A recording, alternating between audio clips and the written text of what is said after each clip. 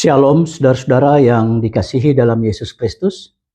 Firman Tuhan kita pada saat ini diambil dari Kejadian 12 ayat 1-3 dengan tema bangsa yang besar. Saudara-saudara yang dikasihi dalam Yesus Kristus, firman Tuhan kita ini merupakan satu narasi mengenai pemanggilan Abram yang kemudian menjadi Abraham. Dalam pemanggilan ini merupakan hak prerogatif Tuhan untuk menjalankan rencana keselamatannya di tengah-tengah dunia ini. Dan pemanggilan Abram ini merupakan titik awal dari terbentuknya umat Israel yang akan mendiami tanah Kanaan. Kenapa demikian? Pertama, Allah menyuruh Abram untuk pergi ke negeri yang ditunjukkan Tuhan, yang kemudian diketahui adalah tanah Kanaan. Kedua, menjadikan bangsa yang besar, tentunya umat Israel dan keturunan Abraham. Saudara-saudara, negeri Ur-Kasdim yang sekarang adalah Irak merupakan satu negeri atau pusat peradaban Sumeria dan penyembahan berhala yang maju. Sumeria ini adalah negeri, sedangkan Ur-Kasdim adalah bagian dari negeri Sumeria. Mereka menyembah Dewi Sin, yaitu dewa bulan. Oleh sebab itu orang tua Abram, Tera, yang merupakan keturunan ke-9 dari Sem, putra Nuh, dan juga tentunya seluruh keluarganya menyembah kepada berhala. Ini kalau kita bisa bandingkan di Yosua 24 ayat 2. Untuk itu ketika Allah menyuruh Abram pergi dari negerinya, Ur-Kasdim ayat 11, berarti Allah menyuruh sekaligus memerintahkan agar Abram meninggalkan kepercayaan dan penyembahan berhala dan hanya patuh menyembah kepada Allah saja. Ketika Abram meninggalkan Ur-Kasdim, berarti Abram meninggalkan identitas, kenyamanan, dan masa depannya. Karena perlu diketahui bahwa pada waktu itu identitas, kenyamanan, dan masa depan seseorang ada pada keluarga dan tanah kelahirannya. Kenapa demikian? Karena orang tersebut sudah memahami seluk-beluk keluarga dan tanah kelahirannya. Keluarga bisa saling menopang dan membantu apabila ada masalah. Apabila keluarga itu benar-benar keluarga yang maju, keluarga yang mapan, yang kaya, maka bisa meninggikan derajat seseorang ataupun keluarga tersebut. Begitu juga dengan sanak saudara bisa saling memperhatikan satu dengan yang lain. Maka dengan Abram pergi dan keluar serta memisahkan diri dengan keluarganya pergi ke negeri yang belum diketahui oleh Abram, berarti Abram meninggalkan dan melepaskan zona nyamannya dan masa depan hidupnya di negeri itu. Kalau kita memahami tentang latar belakang keluarga Abram adalah keluarga yang berkecukupan karena mereka adalah keluarga peternak. Dan negeri Ur-Kasdim adalah negeri yang subur dan kaya. Tetapi ketika Abram pergi dari negerinya, Abram belum melihat masa depannya yang jelas. Saja ada janji yang diberikan Tuhan kepada Abram, yaitu Allah akan membuat Abram menjadi bangsa yang besar. Allah akan memberkati Abram dan membuat nama Abram menjadi masyhur, dan Abram akan menjadi berkat. Allah akan memberkati orang-orang yang memberkati Abram dan mengutuk orang yang mengutuk Abram. Saudara-saudara, apakah Abram mengikuti panggilan atau perintah Allah untuk keluar dari negerinya karena janji dan berkat yang diberikan Allah kepadanya? Di satu pihak itu ada benarnya.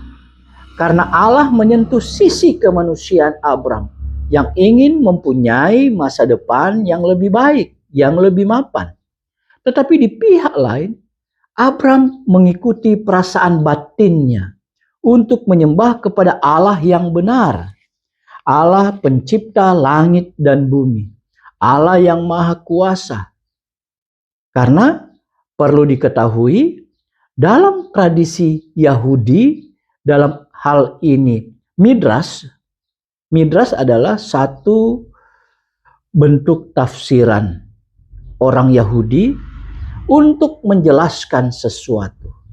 Dan dalam kehidupan mereka, sering orang-orang Yahudi ataupun tua-tua Yahudi, guru-guru agama Yahudi, sering menceritakan bahwa sejak kecil Abraham secara logis menolak penyembahan berhala karena ia merasa patung kayu dan batu tidak mungkin menciptakan alam semesta.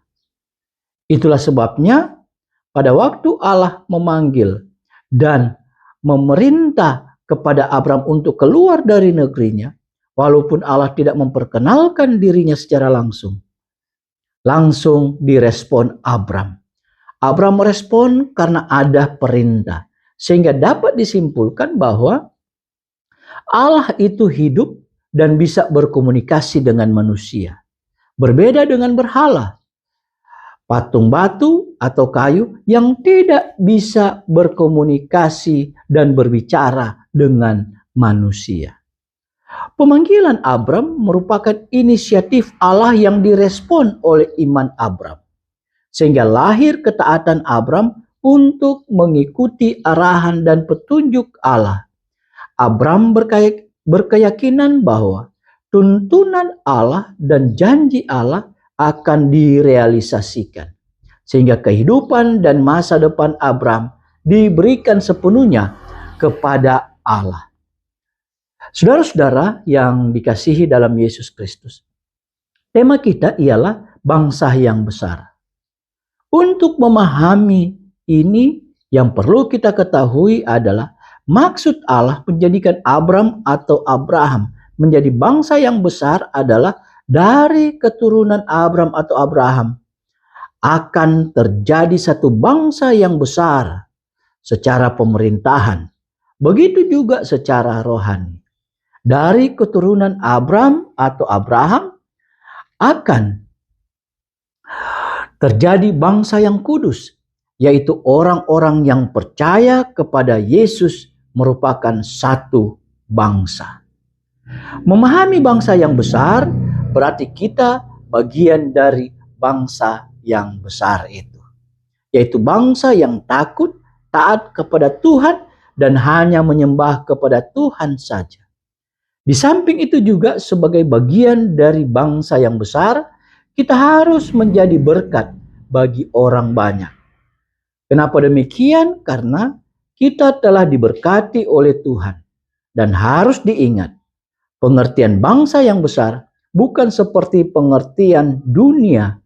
Ini yaitu jumlah kekuasaan ataupun wilayah daerah dan harta yang ada di dalamnya.